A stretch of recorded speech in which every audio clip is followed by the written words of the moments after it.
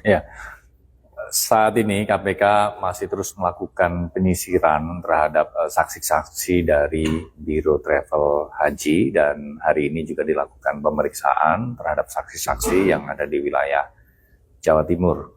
KPK bekerja sama dengan Polda Jatim yang memfasilitasi untuk tempat pemeriksaannya. Dalam pemeriksaan tersebut, penyidik akan mendalami terkait dengan bagaimana Biro Travel ini mendapatkan kuota khusus, ya. Kemudian juga bagaimana Biro Travel ini apakah dalam mendapatkan kuota khusus ini ada permintaan-permintaan uang dari para oknum ataupun pihak-pihak di dalam mekanisme atau penyelenggaraan ibadah haji khusus. Salam sehat, salam perubahan. Bertemu lagi dengan saya Intan Nilam di channel kesayangan kalian, Poi News. Dari kasus korupsi di kota haji, dari mulai dalang, lobi yang terjadi, kemudian pihak-pihak yang terlibat, ternyata di balik itu semua ada sekitar 400 travel yang tersangkut dengan kasus ini. Wow, seperti permainan monopoli bukan? KPK mengungkap keterlibatan ratusan travel dan asosiasi dalam pembagian kota haji yang melanggar prinsip keadilan dan hukum. Mantan Menaki Yakut Khalil Qomas diduga menandatangani SK yang memfasilitasi skema transaksional.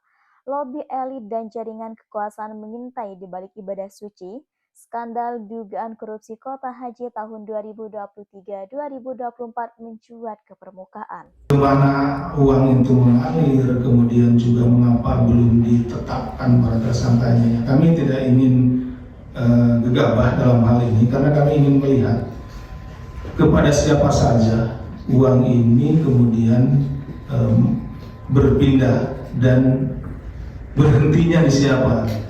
Karena kami yakin bahwa benar kata Mas Mario, ada juru simpannya, artinya berkumpul di sana. Berkumpul. Karena tidak harus uang itu berkumpul pada pimpinannya. Artinya kalau di direktorat pada direkturnya. Komisi Pemberantasan Korupsi atau KPK mengkonfirmasi bahwa sekitar 400 biro travel dan 13 asosiasi penyelenggaraan haji khusus terlibat dalam dugaan penyalahgunaan pembagian kota tambahan yang diperoleh Indonesia dari pemerintah Arab Saudi.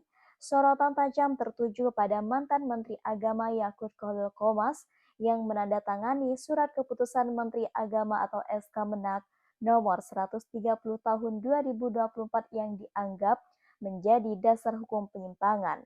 Pada musim haji 2023 sampai 2024, Indonesia ini mendapatkan 20.000 kota tambahan terkait dengan berkat komunikasi dan diplomatik antara Presiden Joko Widodo dan putra mahkota Arab Saudi.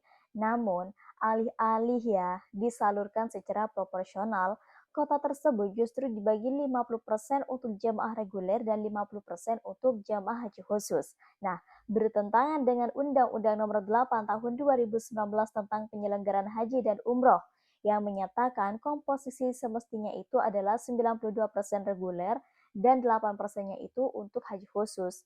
Nah, keputusan ini membuka ruang permainan di level penyelenggaraan haji khusus yang mana mayoritas adalah travel swasta.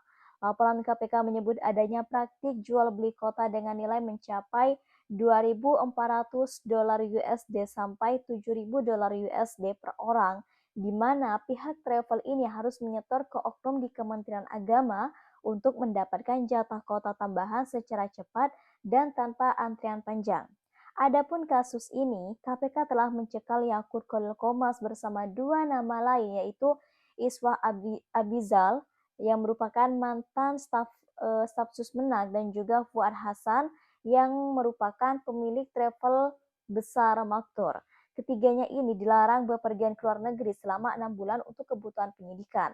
Nah, sedangkan SK Menak nomor 130 tahun 2024 ini yang ditekan Yakut menjadi bukti utama dalam penyidikan. Dalam dokumen tersebut, kota haji tambahan secara sepihak dialokasikan dengan pola yang bertentangan dengan regulasi tanpa ada pembahasan DPR dan tanpa juga transparansi terhadap publik. Kalau SK-nya saja salah secara hukum dan digunakan sebagai dasar distribusi, maka bukan sekedar kesalahan administratif, itu adalah tindakan yang bisa dikualifikasikan sebagai penyalahgunaan wewenang. Kemudian ya muncul pertanyaan besar, apakah Yakut ini bertindak sendiri atau ada kekuatan politik di atasnya yang mendorong keluarnya SK ini? Ya, menurut sumber internal yang dekat dengan proses investigasi, terdapat indikasi bahwa keputusan pembagian kota tambahan bukanlah hasil diskusi internal teknis, tetapi bagian dari lobi kekuasaan termasuk kepentingan politik menjelang pemilu dan penguatan jaringan orang dalam yang dekat dengan istana. Laporan investigatif media independen menyebutkan bahwa beberapa asosiasi travel yang mendapat kota besar memiliki koneksi politik dengan tokoh-tokoh yang terafiliasi dengan lingkaran Presiden Jokowi. Bahkan disebut bahwa beberapa komunikasi antara elit travel dan pihak istana ini berlangsung sebelum SK itu ditekan. Kalau ini ditelusuri sampai tuntas ya, akan kelihatan siapa yang dilobi, siapa yang dapat bagian, dan siapa yang diam karena dilindungi. Yang paling dirugikan dari skema ini adalah jamaah haji reguler yang antriannya ini mencapai 30-40 tahun di beberapa provinsi.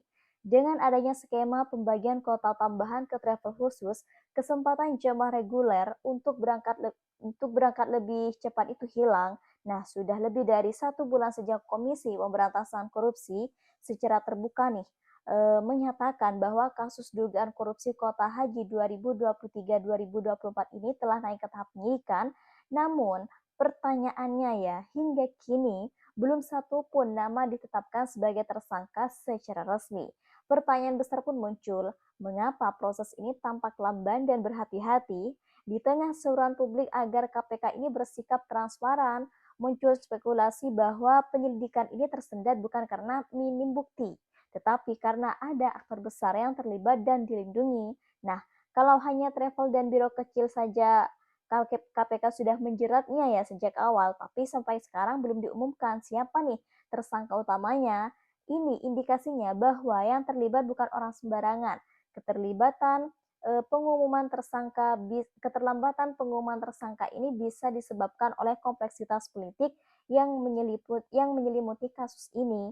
Nah, SK Menak nomor 130 2024 yang menjadi dasar pembagian kota haji tambahan ini ditandatangani langsung oleh Menteri Agama saat itu yaitu Yakut Khalil Qomas yang merupakan tokoh NU dan bagian dari koalisi penguasa.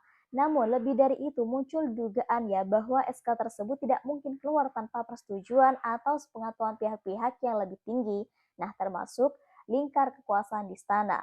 Bahkan beberapa pihak menduga diplomasi kota haji yang dibangun Jokowi dengan putra mahkota Arab Saudi ini telah ditukar dengan manfaat politik domestik. Nah, salah satunya adalah bentuk pembagian kota yang fleksibel dan bisa juga dijadikan alat konsolidasi dengan travel-travel pendukung. Kota ini seperti jatah politik ya, ada kompensasi diam-diam yang hanya bisa berjalan jika melibatkan pemain besar. Maka jangan heran KPK cenderung menahan langkah karena yang disentuh ini bukan hanya biro travel ya, tapi juga mungkin ya figur yang punya kekuasaan besar dan bahkan kecurigaan makin kuat karena KPK ini belum juga pernah menyebutkan nama pejabat tinggi sebagai tersangka ataupun calon tersangka. Ya, meski sudah melakukan pemeriksaan terhadap Yakut ya, Isfa Aziz dan juga sejumlah pejabat travel, jika ini kasus besar dengan kerugian negara yang mencapai lebih dari 1 miliar ini, maka publik wajar mempertanyakan mengapa belum ada penetapan tersangka, apakah ada rem politik terhadap KPK, atau apakah ada tekanan dari kekuatan politik besar agar kasus ini tidak menyeret tokoh-tokoh elit.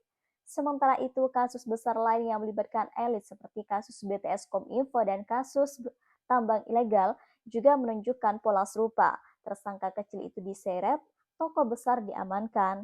Data Kemenag dan investigasi KPK menunjukkan bahwa dari total 20.000 kota tambahan ini, separuhnya yaitu 10.000 ya, kota ini diberikan kepada travel haji khusus.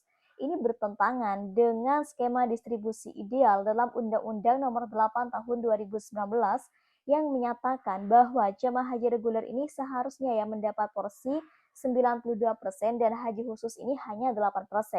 Namun justru disinilah korupsi bermula. Beberapa biro travel ini yang diperiksa KPK ini menyatakan secara off the record ya, bahwa mereka ini diminta setoran atau uang percepatan oleh oknum pejabat di Kementerian Agama untuk mendapatkan kota tambahan. Nah, besaran setoran itu bervariasi ya, tergantung kedekatan dan juga kapasitas travel. Dengan asumsi 10.000 kota haji khusus dibagikan dan uang lobby rata-rata sebesarnya 5.000 dolar USD per kota, maka potensi aliran dana gelap mencapai 50 juta rupiah atau sekitar 800 miliar rupiah. Dana ini diduga mengalir ke sejumlah pejabat Kemenak termasuk mereka yang memiliki posisi strategis dalam pengelolaan kuota haji dan penandatanganan SK. Nah, KPK menduga ya bahwa praktik ini telah menjadi skema bisnis terselubung di lingkup Kemenag dan asosiasi travel besar yang mana langkah-langkah ini diduga dilakukan oleh sebagian besar. Yang pertama itu negosiasi diplomatik dengan Arab Saudi yang menghasilkan kota tambahan. Kemudian yang kedua bisa juga kota itu dibagi tidak sesuai undang-undang. Dan yang ketiga, SK Menak nomor 130 2024 ini dikeluarkan untuk melegitimasi pembagian itu. Dan yang keempat itu travel yang ingin mendapatkan kota haji wajib membayar ataupun memiliki akses ke pejabat tertentu. Yang kelima, bisa juga uang ini disalurkan melalui perantara stafsus ataupun pejabat struktural tanpa mekanisme pengawasan. Dan yang keenam, kota pun menjadi komoditas yang dijual secara gelap.